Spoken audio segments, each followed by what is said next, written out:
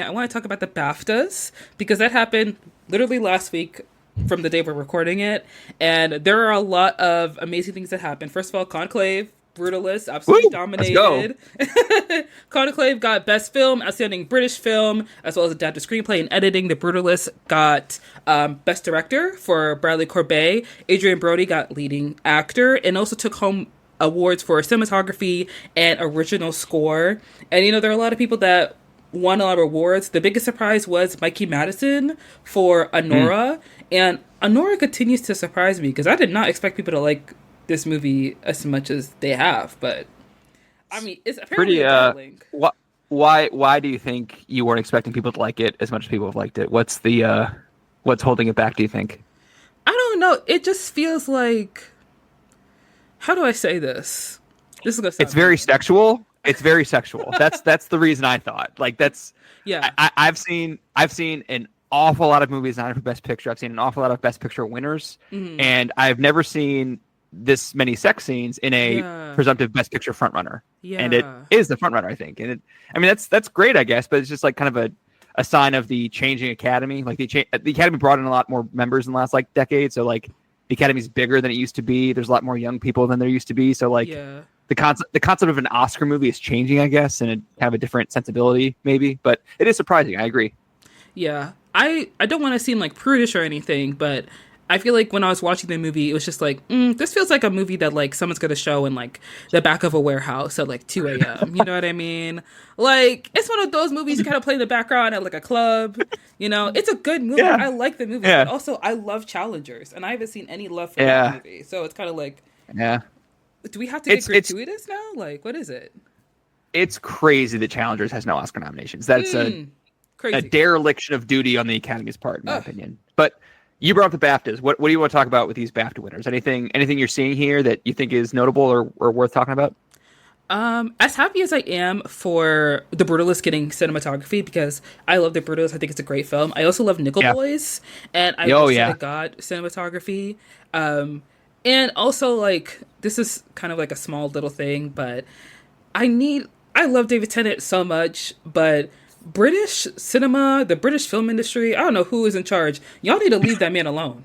Y'all need to let him Yeah. rest. Let him be at home with his wife. Like I see him in everything. Like why is he the doctor again?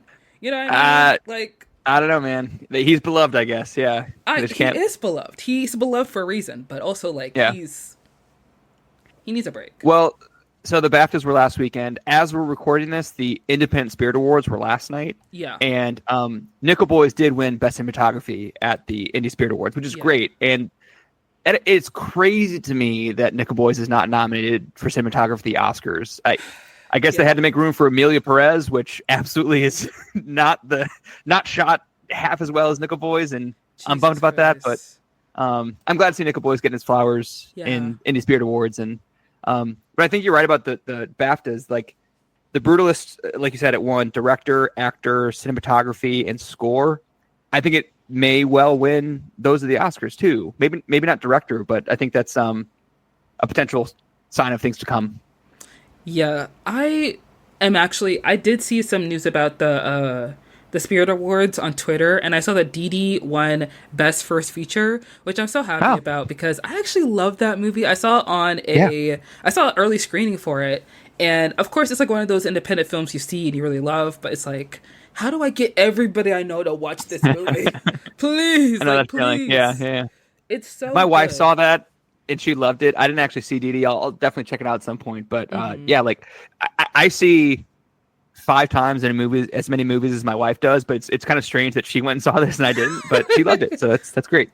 Yeah, Yeah, it's a very sweet movie, and I think that this award season there have been a lot of all the. I feel like most of the films that have been nominated, like I can confidently say, like most of them, this deserves a nomination. Like this movie, yeah. this is amazing. This is strong. Like Conclave, it was a movie I saw very early on when it came out, and when I went to see it, it was a maitre d.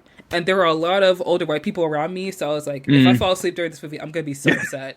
But I did not because it was so good. Also, I didn't know what the movie was about.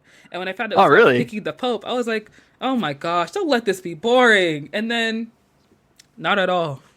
So Not at I grew all. up I grew up in Catholic school, so I'm Yeah. like when I found out there was a political thriller about picking the Pope, I was like, hell yes, let's go. So I definitely knew what the movie was about, and I was so excited for it. And I think it like delivered. I think Conclave is outstanding. Yeah. It won Best Picture at the BAFTAs, which isn't that surprising because it's like a European international setting kind of things. Like that they would respond to that more. Yeah. I don't think it's winning Best Picture at the Oscars, but it's one of my favorites of the Best Picture nominees. That's for sure. And I don't want to get me might as well. Like I said already, a lot of the films that are nominated, I feel like, are deserving of there. Obviously, there's a standout that a lot of people have been picking apart and talking about, and I have not mentioned it on the podcast yet, but I have refrained from watching Amelia Perez or commenting on it or saying anything about the film. But I feel like Amelia Perez being nominated award season is just another glaring issue that people seem to believe that Netflix is like, low-key, they have some kind of money laundering scheme going on. Yeah.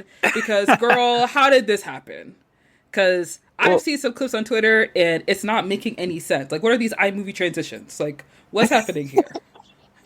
I guess Amelia Perez, I think it's okay. Like, I definitely didn't, like, hate it, but I think it's maybe my least favorite of the nominees. That I've seen 8 of the 10 Best Picture nominees, and it's probably number 8 for me. But, to your point about Netflix, they do have a lot of money to throw around, and having a lot of money is very helpful in award season because you can pay for screenings, you can pay for ads. There's several giant Amelia Perez billboards on Sunset Boulevard, and they've been up since November basically. So they're really good at getting the word out. And Netflix has been really good historically at getting nominations, but they notably have not won Best Picture yet. Apple has, Amazon has, but Netflix has not.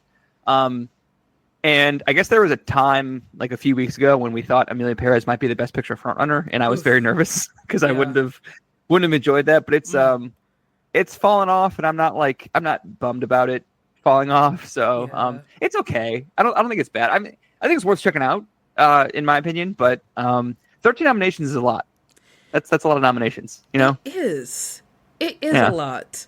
And I feel like, of course, this conversation happens every year where there's like one movie that keeps getting all these nominations. You're kind of like, girl, why? How did this happen? Like, I remember, I think it was the 2017 Oscars. It was Green Book and then Black Panther, because Green Book, I believe, won Best Picture in 2017. Yeah.